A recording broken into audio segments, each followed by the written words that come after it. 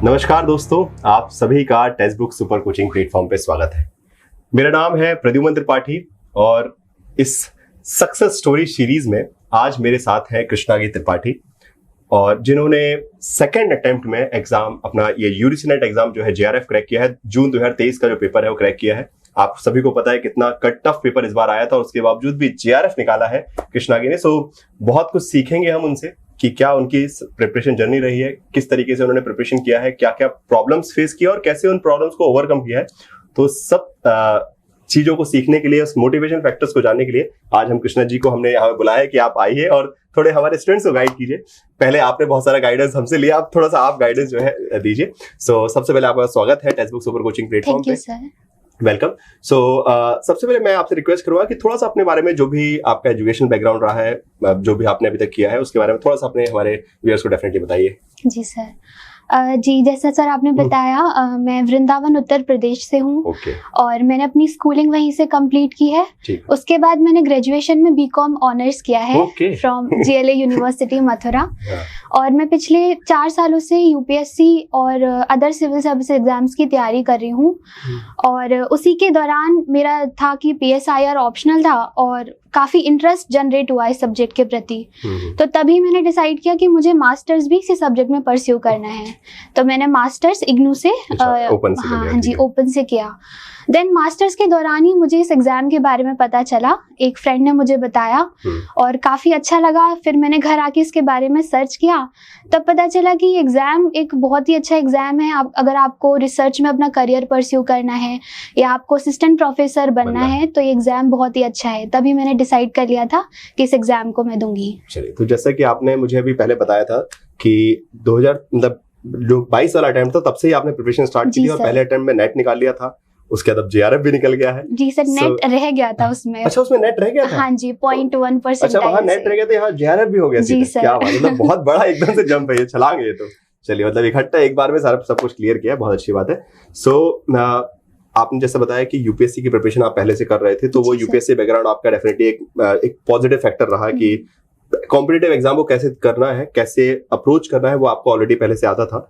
और अभी आपने मुझे एक चीज बताई थी कि आप शायद तक आपने यूपीपीसीएस का इंटरव्यू भी दिया है, तो यूपीपीसीएस का एग्जाम आपका हो चुका है, मतलब मेंस तक इंटरव्यू तक आप गए हैं? हाँ जी सर, इंटरव्यू तक गई थी 2021 वाले अटेम्प्ट में, बट कुछ मार्क्स के मार्जिन से फाइनल में मिस हो गया। चलिए, कोई नहीं, तो वो मिस कुछ नहीं होता, देखिए एक्सपीरियंस होता सब कुछ, ठीक है। जितना फेलियर होता है मेरे हिसाब से, वो उतना लर्निंग आपको देता है और वो आपको और बेटर बनाता है। जैसे लास्ट टाइम अगर मैं बोल सकूं कि लास्ट अटेम्प्ट में नेट भी नहीं हुआ था, उस फेलियर से आपने सीखा कि कहाँ मेरी वीकनेसेस है, उस पर आपने वर्क किया और इस बार जेआरएफ लेके आए हैं, अपने आप में एक बहुत अच्छा चीज है।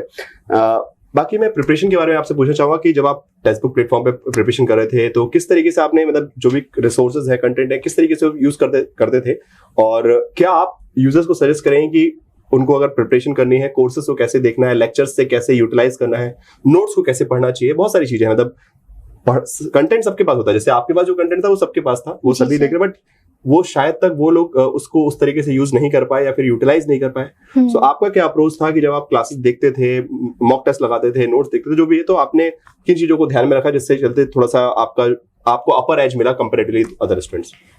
जी सर, तो हर एग्जाम की तरह मैंने भी पहले इस एग्जाम के पैटर्न को समझा। तो मैंने सिलेबस निकाला इसका और मैंने देखा क्या मेरे ऑप्शनल के साथ मैच कर रहा है और क्या कुछ डिफरेंट है। तो उसमें लगभग सभी सेम था। एक पब्लिक एडमिनिस्ट्रेशन की यूनिट थी, एक्स्ट्रा थी, और कुछ थिंकर्स एक्स्ट्रा थे। उसके बाद मैंने प्रीवियस ईयर क्वेश्चन पेपर्स निकाले टू चेक कि अभी मेरा लेवल कितना है और मुझे क्या और कुछ करना है, एक्स्ट्रा क्या करना है। हाँ जी सर। तो उससे मुझे पता चला कि इस एग्जाम की डिमांड डिफरेंट है। जब हम सिविल सर्विसेज की तैयारी करते हैं तो वहाँ हमें कंसेप्चुअल क्लैरिटी की ज़्यादा ज़रूरत होती है, फैक्ट्स उतना हम नहीं ध्यान देते हैं।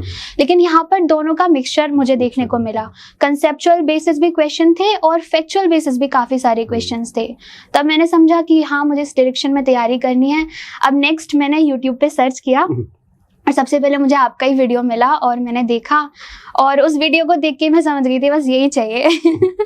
तो आपका मैंने PYQ वाला देखा था, तो ये अच्छा लगा कि आप PYQ में और ऑप्शंस की भी तैयारी करा रहे थे। जो ऑप्शन ठीक है उसके अलावा और क्या क्या है उससे रिलेटेड, मतलब एक 360 डिग्री एनालिसिस आप करवा रहे थे। वो करना जरूरी भी है। किसी क्वेश्चन को अगर आप कर रहे हैं तो सिर्फ आंसर पता होना इनफ नहीं है, बिकॉज उसके फर्दर जो ऑप्शंस हैं उनके बारे में, बिकॉज उससे एक मतलब सीधी बात नहीं कि आप एक क्वेश्चन को सॉल्व करते हो उससे 4 नई चीजें सीखते हैं जी सर। और उसमें वही एक लर्निंग का बहुत सिंपल तरीका, नहीं तो बुक्स पढ़ते पढ़ते तो ना सब वो काला अक्षर भैंस जरार वाली बात है कि जितना ज्यादा किताबें से पढ़ने में वो हम नॉलेज गेन उतना नहीं याद रह पाता, बट वो ये कि किसी क्वेश्चन के थ्रू अगर आपने सीखा है तो एक प्रैक्टिकलिटी वहां पर रहती है, कनेक्टेडनेस इजी होती है, बिकॉज पढ़ने के लिए बहुत सारा कंटेंट, और स्पेशली पॉलिटिकल साइंस सब्जेक्ट में मेरा पर्सनल मानना है कि सिलेबस बहुत ज्यादा वास्ट है, तो जितना ज्यादा आपका प्रैक्टिकल अप्रोच रहेगा, जितना एक रिलेटिव अप्रोच रहेगा, ठीक है, मतलब आप रेलिवेंस को रेफरेंस लेके पढ़ेंगे तो पढ़ने में मजा आएगा।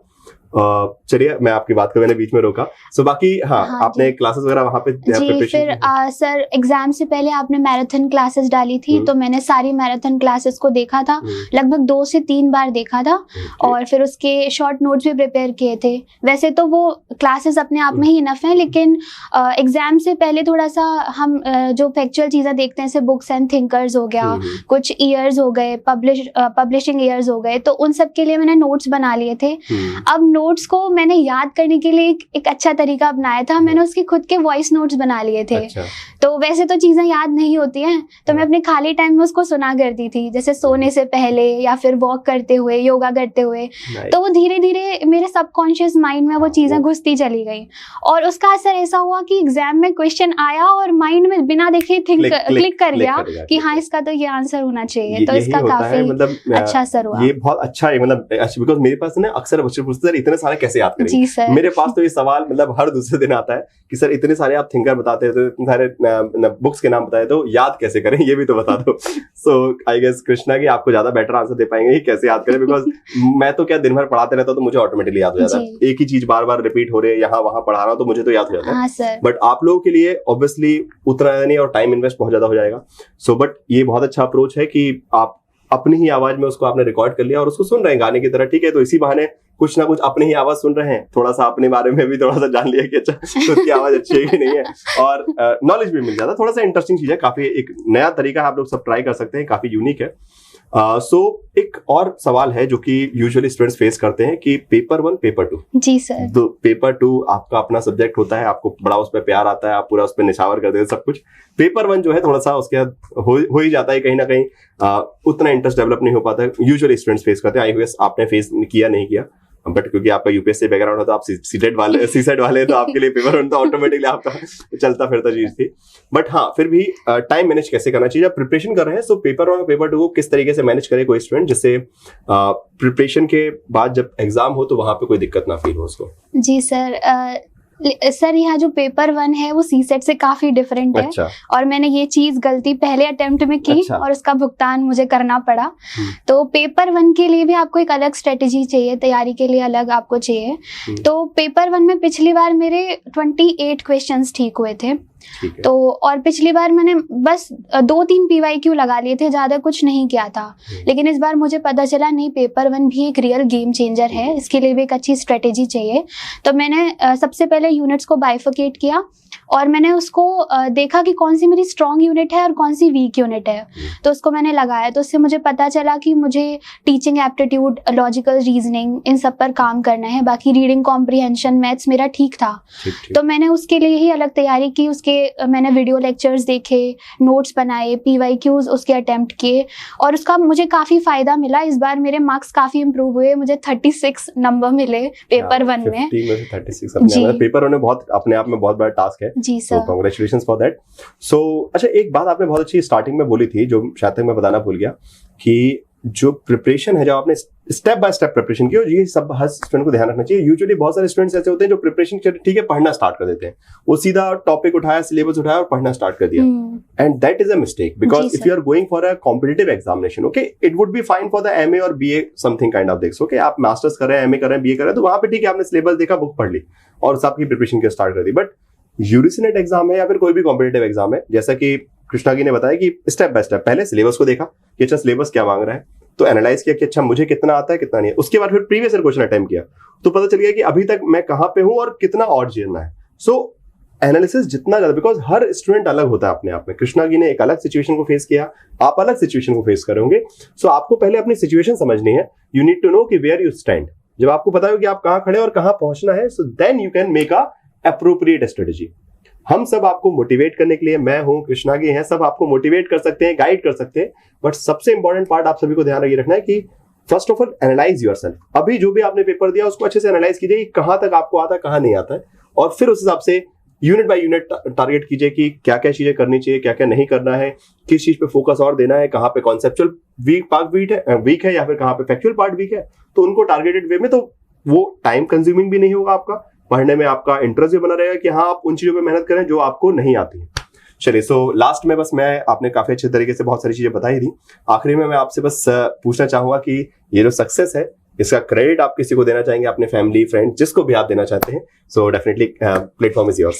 जी सर, तो मेरी सक्सेस का श्रेय सबसे पहले भगवान, उनका आशीर्वाद था, और मेरे मम्मी पापा जिन्होंने मुझे ये अपॉर्चुनिटी दी और कभी भी मुझे प्रेशराइज नहीं किया, पूरी जर्नी में मुझे मोटिवेटेड रखा। और सर आपका तो है ही कंट्रीब्यूशन, आपकी क्लासेस और आपकी गाइडेंस के बिना ये पॉसिबल नहीं था। और इसके साथ ही जो भी मेरे फ्रेंड्स और मेरे भाई जिन्होंने मेरी जर्नी में एक साथ दिया, तो मैं उन सभी का धन्यवाद करना चाहूँगी। चलिए, बहुत अच्छा लगा कृष्णा जी आपसे बात करके, एंड मैं पूरा मतलब आपको अपनी तरफ से बेस्ट विशेस देना चाहूँगा पूरी टेक्स्ट बुक टीम की तरफ से कि आपका जो भी आप आगे सपना है, एकेडमिक फील्ड में जाएं आप, सिविल सर्विसेज फील्ड में जाएं, जहाँ पे भी आप जाना चाहते हैं, सक्सेसफुली जाएं, और हमारी दुआएं जो है आपके हमेशा रहेंगी, आप बेस्ट विशेस हमारे साथ आपके साथ रहेंगी। तो आगे बढ़ते रहिए, मुस्कुराते रहिए, हंसते रहिए, और इसी तरीके से और भी आप कल के दिन कुछ और अच्छा बने। मेरा बहुत इच्छा होगी कि मैं फिर से आपका इंटरव्यू लूं, आप यूपीएससी आईएएस निकाल के लाए, फिर मुझे बहुत अच्छा लगेगा, और अच्छा लगेगा, सीधी बात है, आपका जो सक्सेस जर्नी को शेयर करने में।